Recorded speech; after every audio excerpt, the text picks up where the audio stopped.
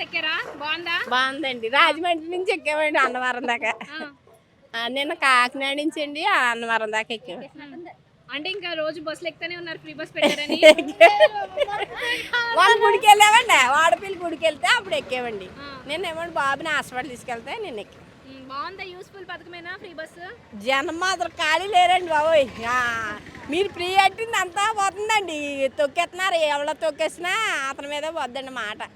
మరి అంత జనాన్ని ఎక్కడికి పోరండి డ్రైవర్లు, లెక్కగా ఎక్కించుకోవాలండి. ఏదో మందరా అందో మళ్ళించేస్తే ఎవరు దెబ్బ అయిపోయినా అతని పేరు పోద్దండి. అలా చెప్పండి. మరి అంతే మరి అంత రాత్రి పిల్లడు గోలెడేసాడండి.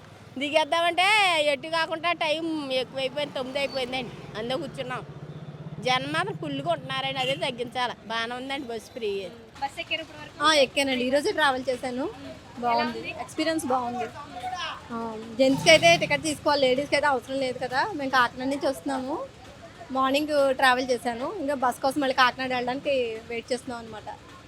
సో ఈ ఫ్రీ బస్ వల్ల ఏమైనా సమస్యలు ఉన్నాయంటే క్రౌడ్ ఎక్కువైపోవడం అలా అంటే కొంచెం క్రౌడ్ ఎక్కువయ్యి వాళ్ళ మధ్యలో ఇష్యూస్ వస్తున్నాయి. అది కొంచెం మెయిన్ జనాల మధ్య అండర్స్టాండింగ్ ఉంటే ఈ బస్ కాకపోతే నెక్స్ట్ బస్సు, అలా కొంచెం మ్యూచువల్ అండర్స్టాండింగ్ ఉంటే పర్లేదు, ప్రాబ్లం లేదు. అది ఇప్పుడు వరకు ఎవరైనా ఇలాగా ఫ్రీ బస్ పెట్టారా ఏ ప్రభుత్వం అయినా? లేదు మేడం, మన ఏపీలో అయితే లేదు. తెలంగాణలో ఇదివరకు ఇచ్చారు కదా, ఇప్పుడు ఏపీలో కూడా పెట్టాలని ప్రభుత్వం నిర్ణయించుకుంది. బాగుంది. కాకపోతే ఏంటంటే ఇప్పుడు మాట్లాడిన పర్సన్ మా అమ్మాయే.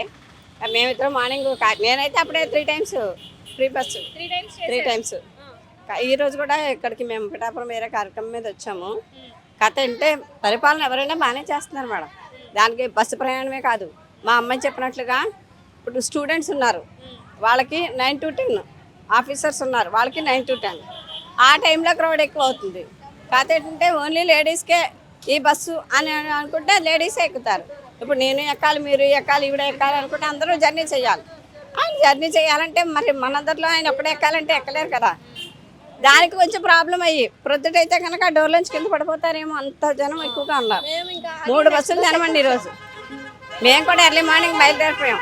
ఎందుకంటే ఈరోజు ఇక్కడ డిప్యూటీ సీఎం గారి ప్రోగ్రామ్ ఉంది, ఏదో పసుపు కుంకాలు పంచిపెడుతున్నారు ఆడపిల్లలకి అనేసి. దాని గురించి మేము వేరే కార్యక్రమం మీద వచ్చాం పాదగయ దగ్గరికి.